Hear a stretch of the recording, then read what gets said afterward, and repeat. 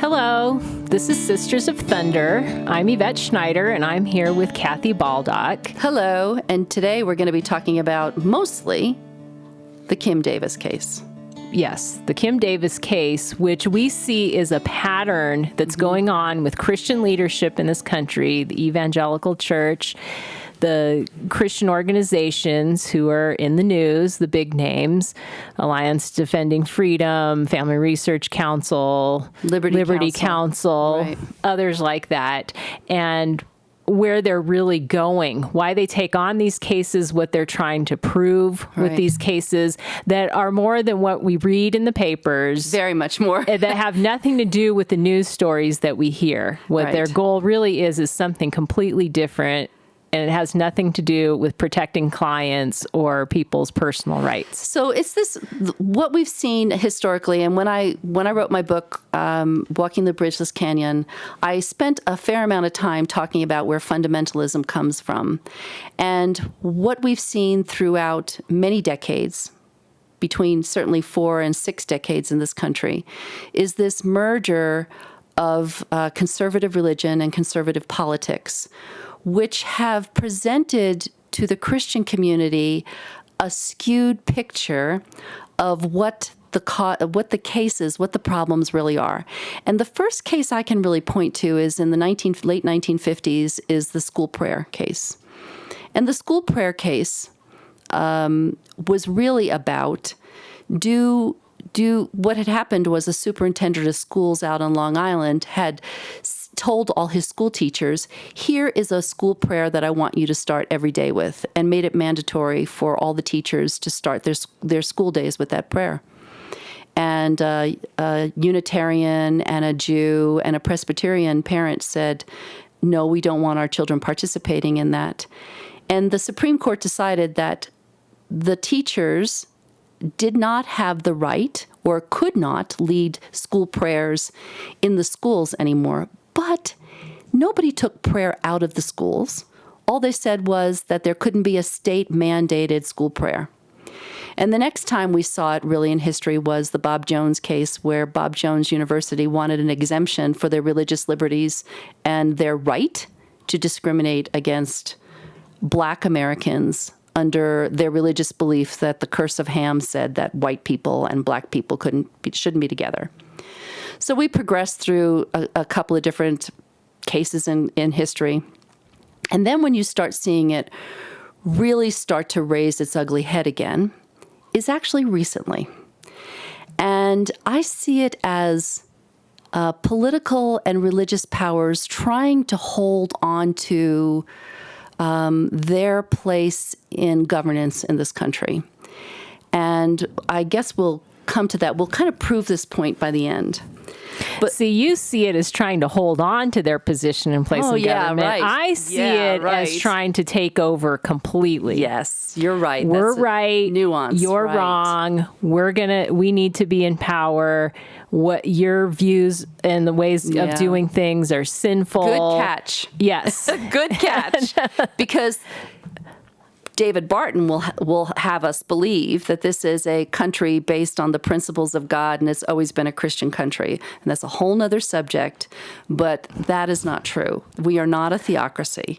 So the first case where this really came and we into weren't play, established to be a theocracy. That was never what was in the plan. Sorry to interrupt. So the first case that this really started to raise its ugly head, and we're gonna look at today what we're coming to. The end game of this is we want to talk about how some of these organizations are manipulating the messages that are given to the public, and that they're pushing on the fears of the public, and they're not being very truthful about what the entire case is about.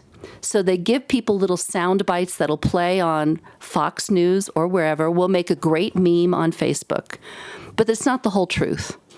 And what I've always cared about is dig to the bottom of something until you can find it. And the first case that this really came up was Alliance Defending Freedom. They used to be called Alliance Defense Fund, and now they're called Alliance Defending Freedom. And in 2007, a lesbian couple in New Jersey, down in Ocean Grove, New Jersey, down by the beautiful New Jersey shore, wanted to get married on the beach and use this camp meeting facility that was run by the Methodist Church. And they wanted to have it for their civil union because of course, we didn't have marriage then. And the Methodist Church said, no, you cannot use this facility because we don't approve of same-sex marriage. Now, in the news, you'd think these lesbians came out and they forced themselves onto this property and they're trying to make an example of church people who are meek and mild and just trying to do their own thing. And those are the types of stories that I read. That was the story that was told. But the truth is that prior to this, the meeting ground had taken federal funds on a Green Acres bill. They were doing some renovations on this property.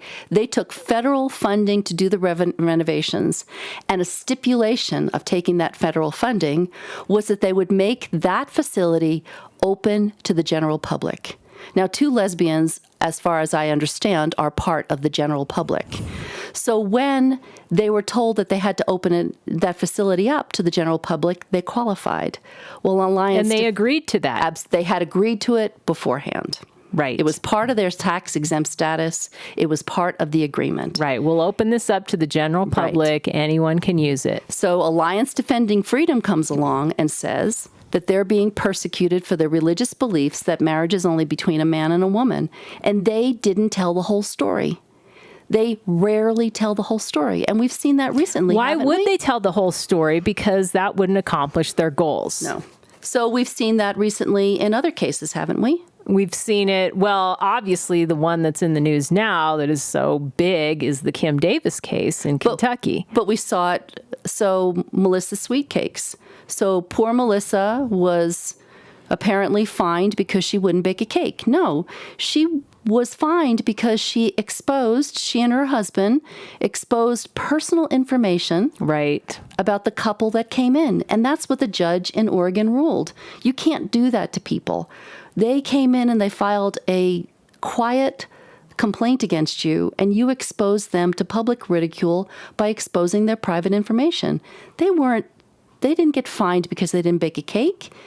They got fined because they exposed other people to harassment and abuse. But when you're trying to show a pattern of religious persecution, people's religious liberties being trod upon, that's how you have to frame it. It's all about framing the conversation.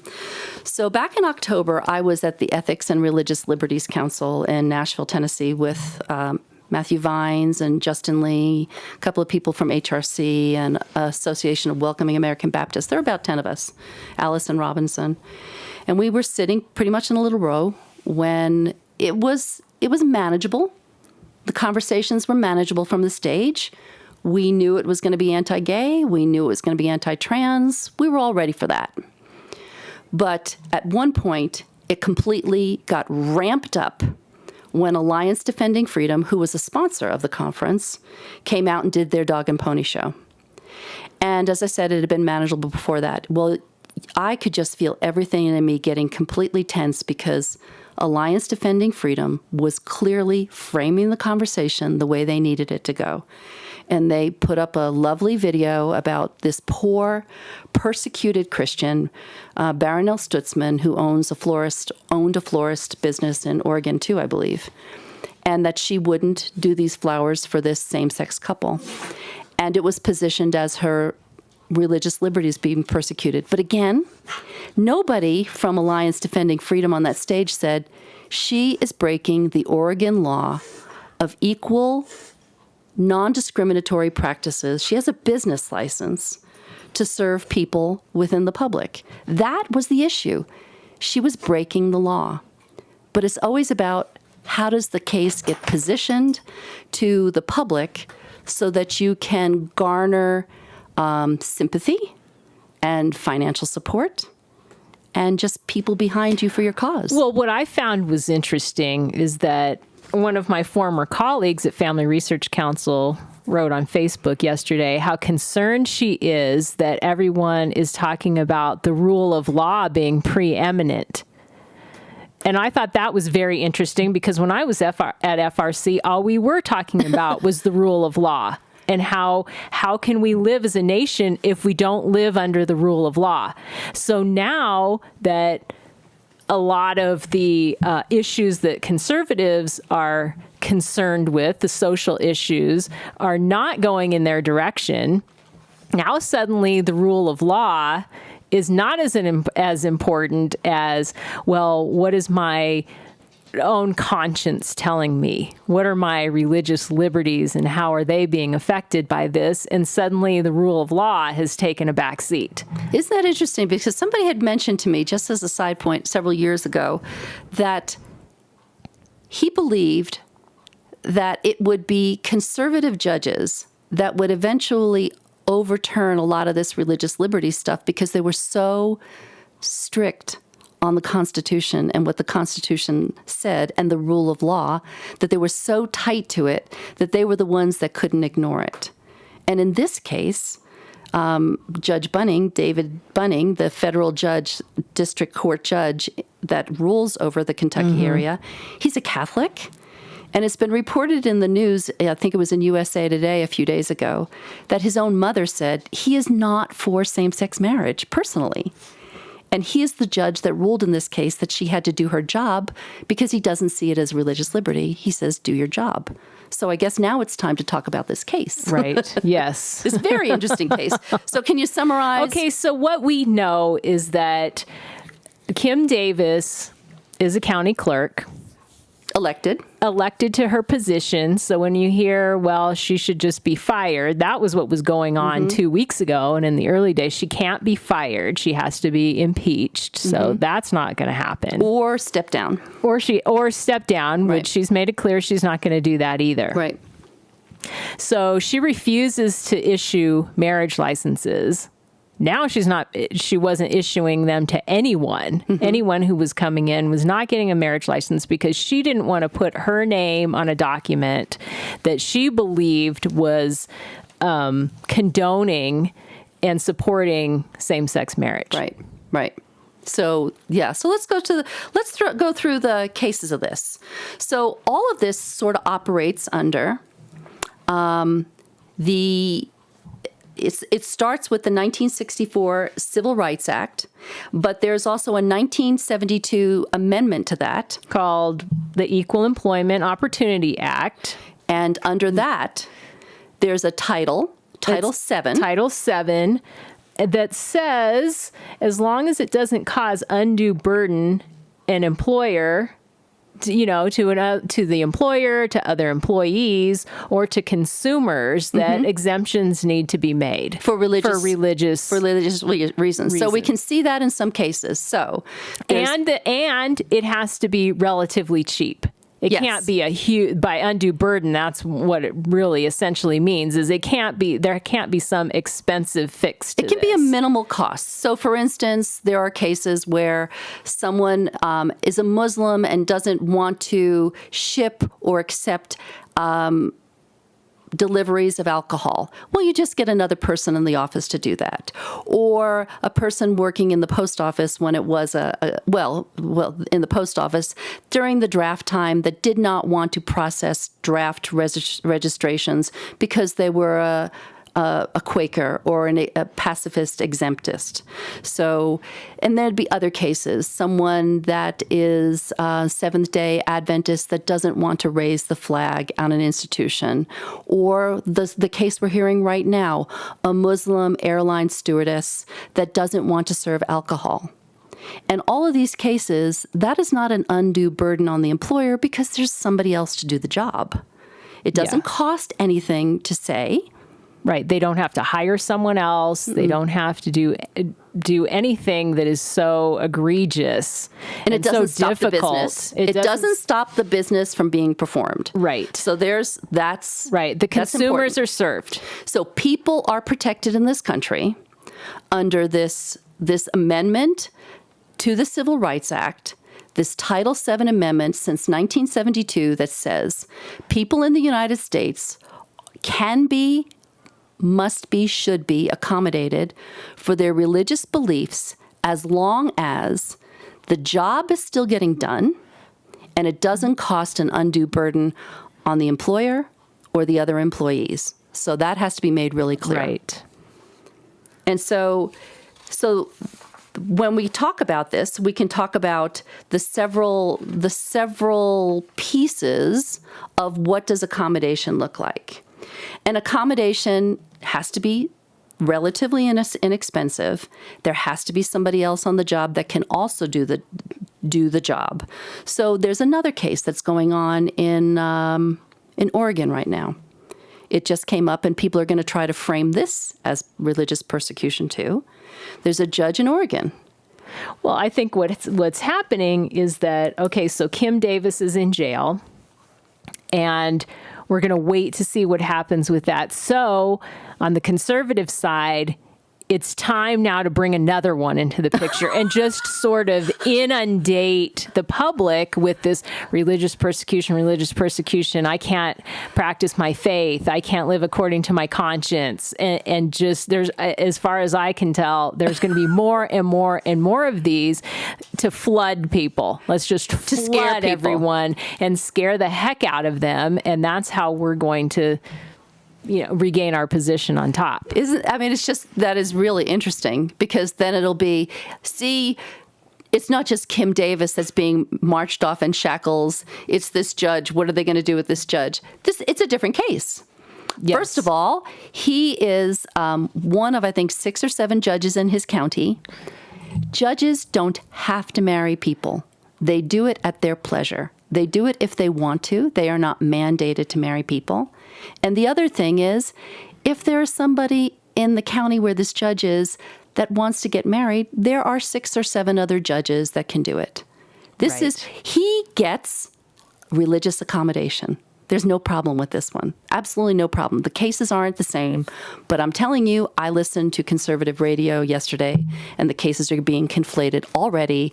And, if you just look just a couple of weeks into the future, Christians are being marched off into jail. Right, right, exactly.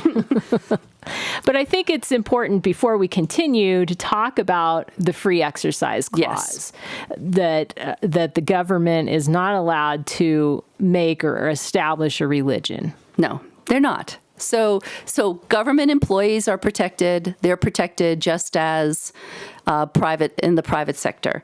So there also has to be, the employee has to have a sincere a sincere reason for religious objections. So a Seventh-day Adventist can say, I can't work on a Saturday. A Jew can say, I can't work on a Friday night.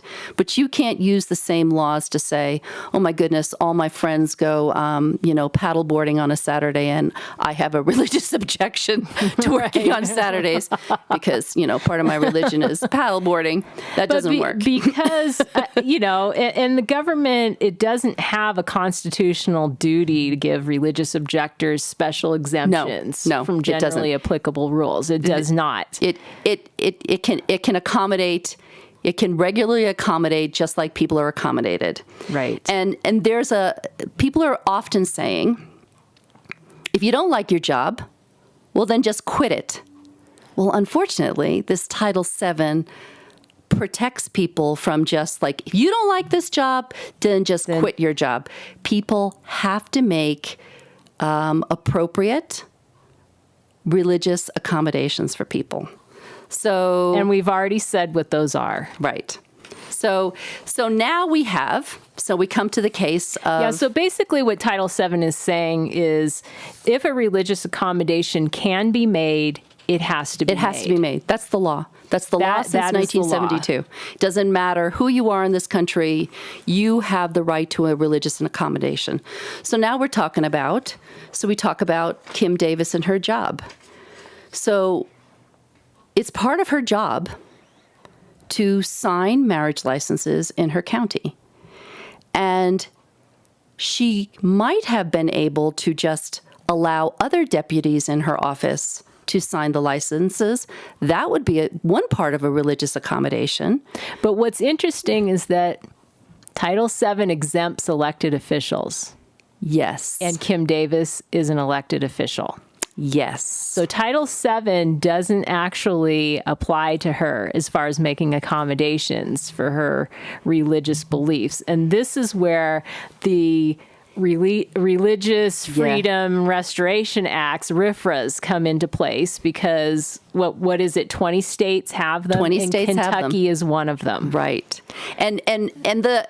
We may have been, and we always have to err on the side of, well, maybe I wasn't always right about this, but we have to err on the side of, well, maybe some of these RFRAs may have been good to think about because they can help elected officials, federal officials, state officials. They help anybody within the state that has a RFRA use their religious exemption.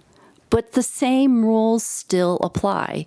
You can't deny someone their constitutional right. You can't unduly go against the state. You can't deny what the state meaning the government, has already given other people the right to do. So Kentucky has a RFRA that's in place that could actually protect Kim Davis from signing these documents. And it could have and can be used. But the interesting thing is, her signature on a document, Yvette, is her signature on a document, does that mean that she approves of this marriage? No, what it means is that she has checked to make sure that this couple that shows up asking for a marriage license actually it meets the legal requirements to be married. So what are those requirements? If they've been married before, they have to show divorce papers, they have to show their birth certificates, they have to prove that they are who they say they are. Right. They're over whatever the age of consent is. Right. Right. So she is there just checking the documents. It's just like going to the DMV. I went to the DMV the other day. Bless you, child. Thank you. And I got one of those gold star licenses. So what do I have to do? I have to show my social security card. I have to show my birth certificate. I have to show my marriage certificate. And then someone signs, yes, she has these documents. Yes, these documents are official. They're not forged. That's it. That's all her job is. Do you have the documents? Yes. Okay, good. So she's not approving of, she's not consenting to what she thinks about their marriage. And she's certainly not marrying them. No, she's certainly not marrying them. So, and the interesting thing is, we know, it's been very much in the news, that she belongs to the Apostolic Church, Christian Church. And they're a very conservative sect of Christianity.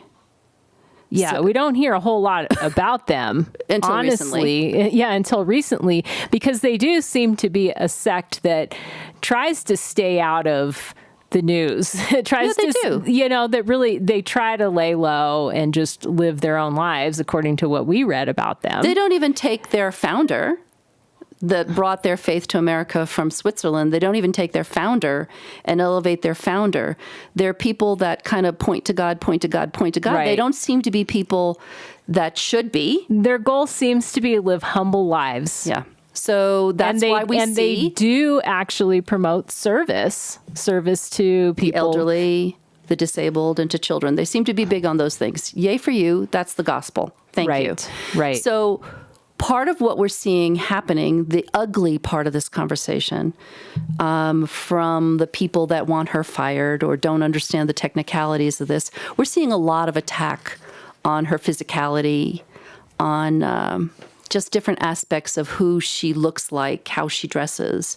But that's also part of her faith. Part of her lifestyle of her faith says, wear your hair long.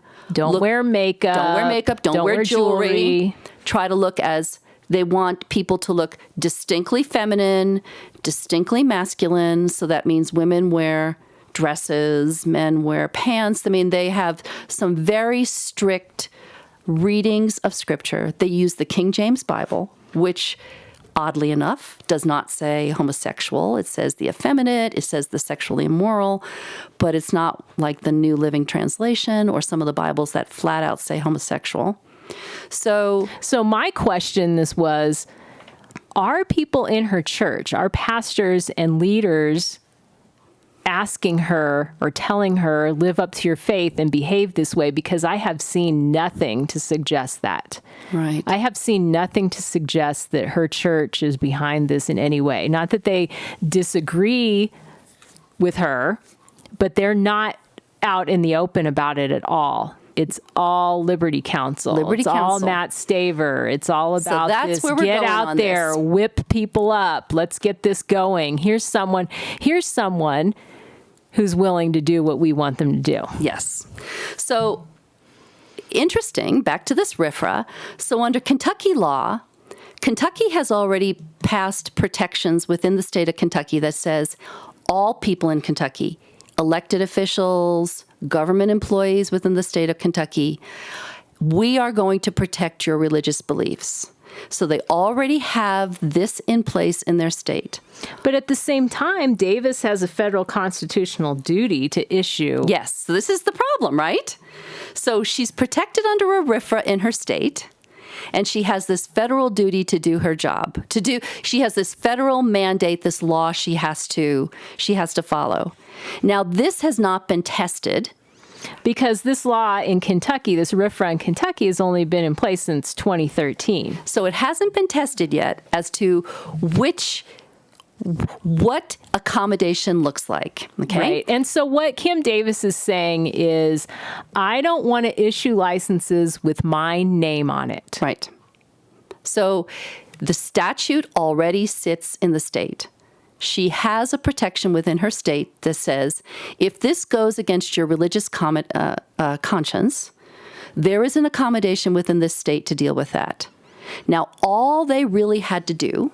Yeah, so a county clerk's name doesn't have to be on a license or certificate. That can be the easy fix. That can be the easy fix. All they have to say under that RFRA is to pass a statute. They don't have to go back to the legislature because the RFRA is already in place. They just have to say, in this county or in any county, a deputy clerk can sign that certificate, or we can just sign Rowan County Clerk. Right. She doesn't have to put her name on it.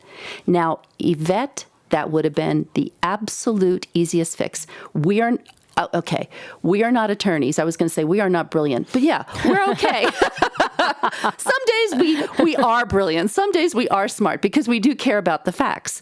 So if we could figure this thing out in a short amount of time, that this was a way to get around that would have, under the RFRA in Kentucky, protected her religious conscience and still serve the people in Rowan County, Kentucky, by letting all the couples in Rowan County get their tax certificates, by doing either having the deputy clerk sign or changing the statute to say, it doesn't take the legislature, to say it can be Rowan County Clerk to make these legal. I think probably Matt Staver could have figured this out. Well, Matt Staver, as her attorney, as someone who should be looking out for her best interests, right? Her interests. Now, also, did Kim Davis call Matt Staver, or did they come running to her? So, but because that's a rabbit trail. Darn. But we can go down it so quickly. But acting in her best interest, Matt Staver, Liberty Counsel, should have said under the RFRA statute, which they were behind in most states. Right, exactly. Right? They're the ones who wanted FRC, to see these enacted. ADF, Liberty Counsel, they're the ones that pushed for the RFRAs. They anticipated situations like this. They got laws put in place. Here they are. These are what these laws are for, and this is exactly how it would work, which would be, as Kathy said, a deputy can sign it, or it can just say Rowan County Clerk. Right. That's the fix. It could have been so fast. And just as an aside to that, I promise I won't go too far down this trail. The people that want to raise money for her legal counsel, she's not paying for Liberty Counsel. Liberty Counsel, Alliance Defending Freedom, their pattern is that they find high-profile Christian persecution cases, religious liberty cases, and they go in there to win them. Just as this show started, they manipulate the information. They don't tell you all the information. No. So they try to stir up the faithful. They try to stir up sympathy within the faithful. Now, why would they do that? Why would they do that? Well, we can talk about their different motives. I think a huge motive is money. Yes. You whip people up, you get the Christian right to think, oh my gosh, my liberties are under attack. And these people will protect me. And these people will They're protect the only me. ones out there protecting me. And let me get out my checkbook. Yep, and that is exactly what happens. Because if this had not gotten to the press, if they had just under the RFRA laws that they were behind and used the policies they already had in place, we would not know who Kim Davis is today. We wouldn't. So they wouldn't have a high-profile case. And they wouldn't have a high-profile case with money coming in. So as Matt Staver stands in front of the cameras all over the country and he says, this is, the first case of religious persecution we're going to see, and this is like Nazi Germany and the Jews. He is not telling you the truth. All he would have to say is, listen, she could go home for the weekend and have a barbecued burger and some macaroni salad if somebody in Kentucky would just say, the deputies can sign it or Rowan County can just sign as Rowan County. She'd be out of jail, all done.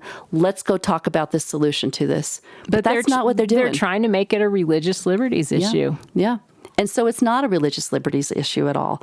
And I do agree that we have to figure out how this works out because we are in a pluralistic society. And I completely appreciate that. I'm a Christian. You're a Christian. But nobody is saying that tomorrow I can't go to church or I can't pick up my Bible and read it or I can't express my faith or talk to somebody else about my faith. My faith is well protected, but I don't have the right to demand that somebody else practice my faith as well. So these are legal problems. These are people breaking the law problems. And we're going to have to figure out in these nuanced cases, how people's religious accommodation is protected at a reasonable cost where they're not putting undue burdens on either their employers or the government or the rights of others. But this case is very simple. This is not a complicated case. Let's fly at on all. down there and talk to them. I just see this, and we can break this down very easily. One, all she needs to do is verify that people have the proper documentation in order to marry. Mm-hmm. That's it. As we've said before, she's not approving of the marriage, nothing. All she's saying is you have the proper documentation. Mm-hmm. But in her mind, that is somehow endorsing it. Yep. In her mind, that is somehow endorsing it. So then, okay, we're going to make an accommodation for you under RFRA, and that accommodation is to have one of your deputy clerks sign the document or for it to just say Rowan County Clerk's Office on the certificate. She demanded that nobody in her office. So that is where she is then overstepping. She is overstepping. Where she is saying, this is what I believe, and you're going to live according to what I believe. So she's forcing her religious beliefs on the people in her office and the people in that county building. The burden she's put on that county right now. And the consumers. So it's really not that difficult a case. But again, the way we started this is don't believe or just look at the surface stories. This merger between conservative faith and conservative politics has been going on for decades. And we are, I believe, at the end of it. We are in the place where progressive Christians are going to start speaking up and saying, this is not a good display of the gospel, of Jesus Christ, of my faith. This is not the way I believe we should behave. Well, I think that progressive churches right now, because they don't have a dominionist attitude, are happy, content, living their faith as they are. Mm-hmm. But really, and that's fine, but what they need to do in addition to that is step up and say, this conservative sect is not representative of Christianity. Yeah. I mean, they certainly don't, they they don't speak for what I believe. They don't speak for what you believe. But they are in the news, and they position themselves to get in the news. Yes. And so Matt Staver, Liberty Counsel, Alliance Defending Freedom, Family Research Council, these groups that are, I think, fringe groups of the religious right and certainly have a political bent to them, don't have solid Christian motives. They're not they haven't thought of Kim Davis and what this could do for the rest of her life. I mean, if she chooses to step down, I mean, she has an option, I guess, just like Josh Duggar did, and go be a spokesperson for a major propaganda organization. And how did that work out? Or, Matt Barber, who went and became, when he was persecuted, became a spokesman. I guess she could become a spokesman. But to live just a normal lived out life that I think the Apostolic Christian Church, I don't know. It seems to me kind of their lifestyle is just kind of live out quietly, don't be noticed, serve God this way. I've got to say, I think probably somewhere down in there really is integrity in what she believes and what she's trying to express. But I just don't trust her attorneys. No, they did not do what is best for her. I don't know if even she knows what she got into by agreeing to have them represent her. Yeah. So it's going to be interesting to watch how this plays out. So these are just questions to keep in mind, when these major news stories break or when things get whipped up in and become major news stories, even if they didn't have to be, is think, okay, what's really behind this? Right. And if you want to know, you could continue to listen to the Sisters of Thunder That's podcast, right. because this is the stuff that Yvette and I talk about. All the time. Meet on a hiking trail. I was going to hockey trail. No, we don't go to hockey trails. That'd be my son. On a hiking trail, or sit and talk over, a glass of iced tea. This is the stuff we really try to get to the bottom of. So we hope that you will continue to listen to us. We have a wealth of information in our past podcasts. And what we did last week, and we're going to continue next week, we had to just take a break here. But last week, we started an incredible conversation on the new standards and guidelines for transgender and gender nonconforming people that was put out by the APA. So I strongly encourage people to go back to listen to that and to other podcasts we've done, because they're great. So they're on sistersofthunder.org.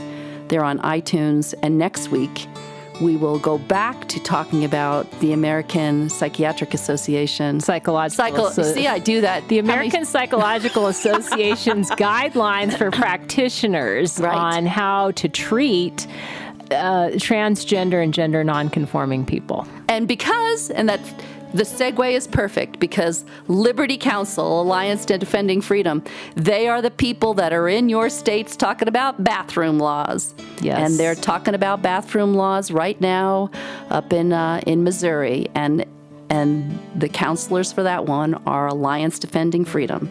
So when they find these high-profile cases, and a lot of the high-profile cases right now are about transgender people, transgender teens. Yes. So they will go after those cases. So that's the segue into next week, too. So join us again next week for Sisters of Thunder podcasts. And I'm Kathy Baldock. And I'm Yvette Schneider. Thank you. Thanks. Bye. Bye.